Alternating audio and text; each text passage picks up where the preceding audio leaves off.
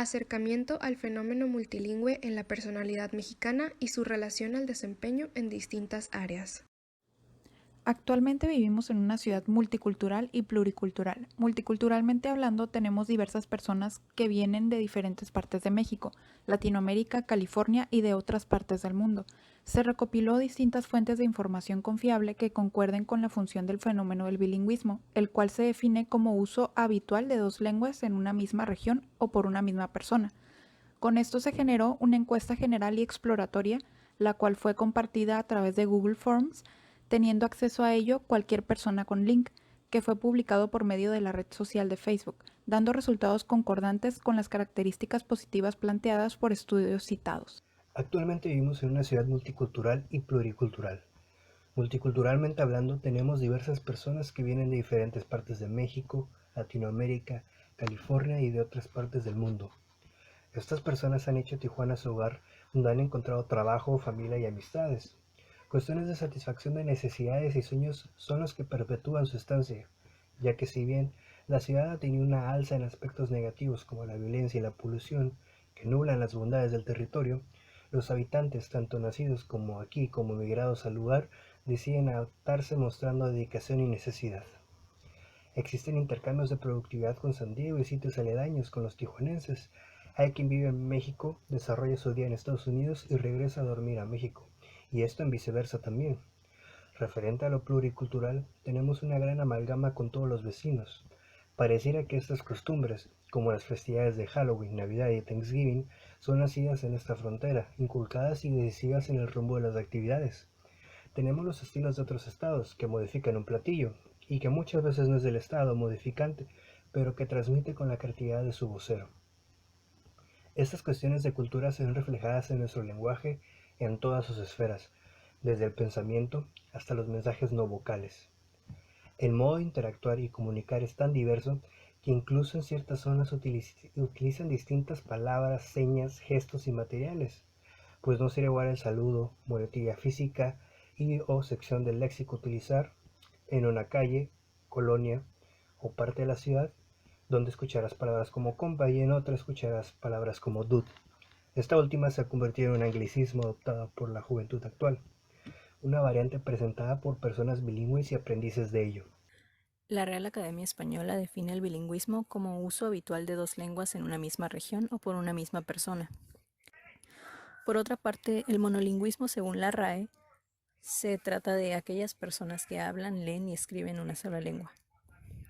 Es probable que la manera más sencilla de ejemplificar a una persona monolingüe en la actualidad es tomando de referencia a las personas de zona indígena o de poca exposición a material extranjero, debido a que poco a poco se comienza a enseñar a los infantes una segunda lengua o familiarizándoles para poder identificarla en lugares con gran exposición a dicho material.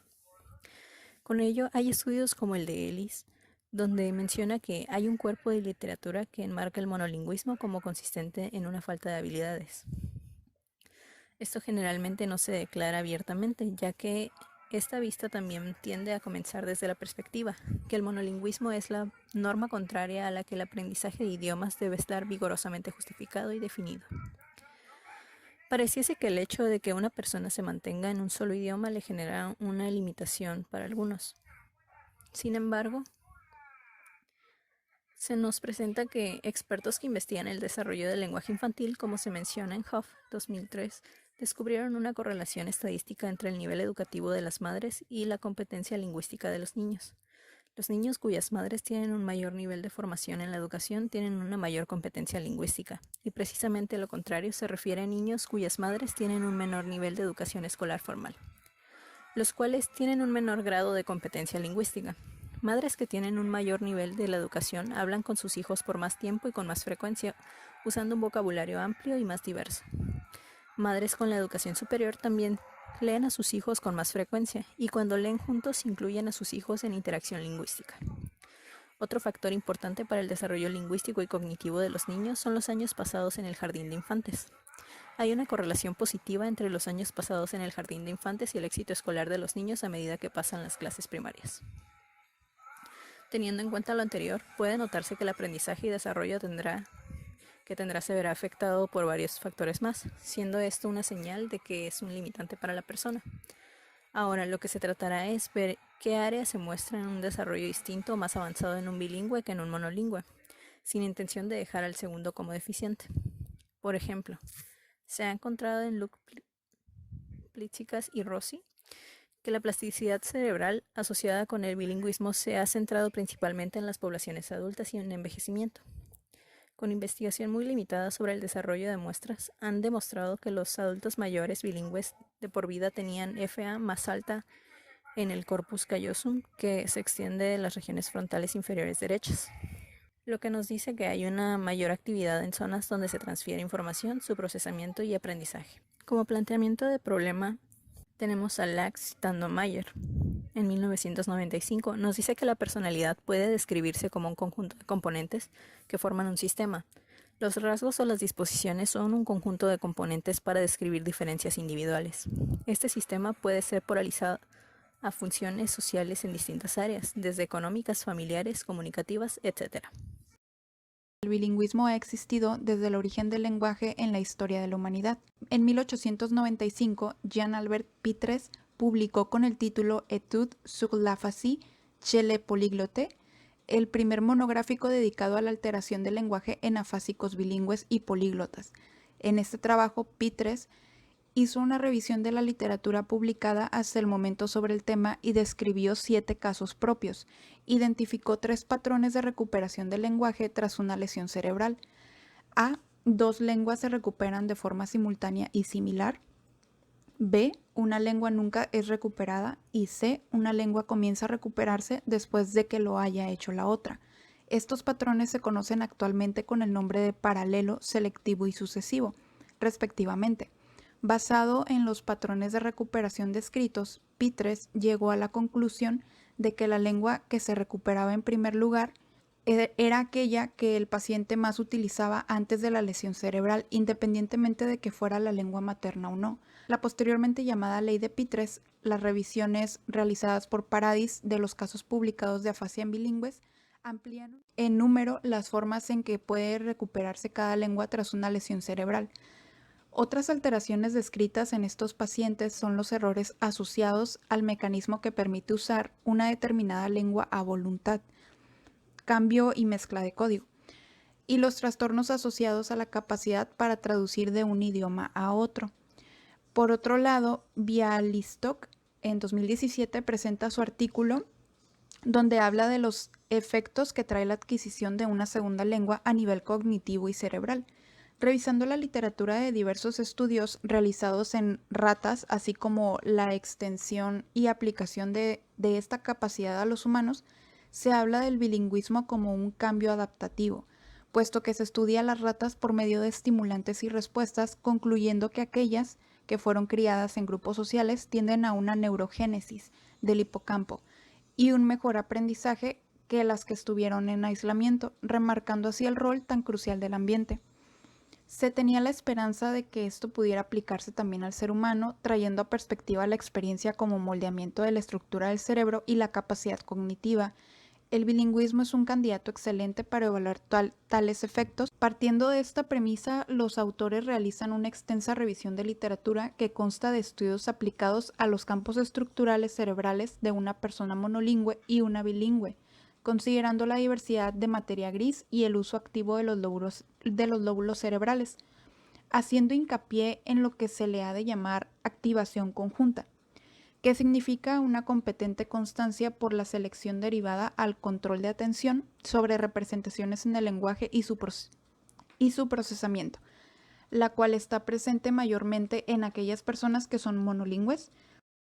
Se recopiló distintas fuentes de información confiable que concuerdan con la existencia de fenómenos afín para poder generar una encuesta general y exploratoria, la cual fue compartida a través de Google Forms, teniendo acceso a ello cualquier persona con el link que fue publicado por medio de la red social de Facebook.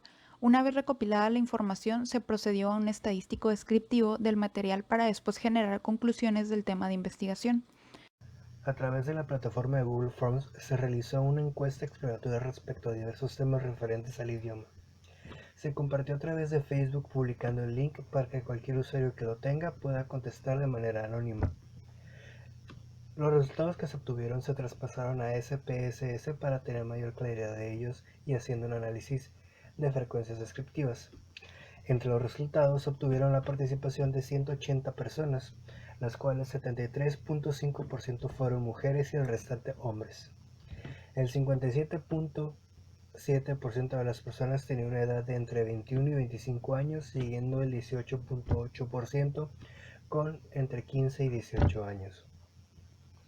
El 79.6% tenía el grado de licenciatura, seguido del 13.3% que poseía el grado de preparatoria, además de que un 57.5% de encuestados trabajaba, siendo el 68.5% quienes tenían herramientas para atender a extranjeros en su negocio. El 69.1% habla otro idioma aparte del natal. El 83.4% tiene algún familiar que hable 2 o más idiomas, y entre sus amistades el 74.6% ostenta que la mayoría habla más de un idioma. Para los encuestados, en un 95% considera normal que una persona pueda hablar más de un idioma. El 95.6% de estos gusta de escuchar a otras personas hablar otro idioma. Y el 87.8% de los encuestados ha tomado clases para aprender un idioma. Para esto, el 97.8% considera importante aprender diversos idiomas y el 89.5% considera que saber un idioma aparte del nativo ayuda a expresarte mejor. Por otra parte, el 48.1% ha notado diferencias en aspectos cognitivos al momento de aprender un idioma respecto a la manera en que se recupera la información y se realizan actividades. Entre los porcentajes de los encuestados, el 49.2% considera que hablar otro idioma ayuda a conocer mejor a una persona, y el 97.2% considera que saber más de un idioma ayuda a conseguir un buen empleo, siendo en esto el 95% quienes consideran que facilita el desempeño laboral, escolar o en cualquier otra área, independientemente si esto es un requisito. Tenemos también un 96.7% de las personas que piensan que es importante que las escuelas en todos sus niveles enseñen un segundo idioma. Para el 86.7%, todo el mundo puede aprender más de un idioma, siendo solo el 32% los que se sorprenden por alguien que no puede. Contrastando, solo el 14.4% ha sufrido burlas, discriminación u ofensas por su idioma nativo. Sin embargo, el 40.3% ha sufrido experiencias negativas por cómo se expresa a través de un idioma segundo, ya sea en su pronunciación o el empleo de palabras. Continuando con los porcentajes, el 33.1%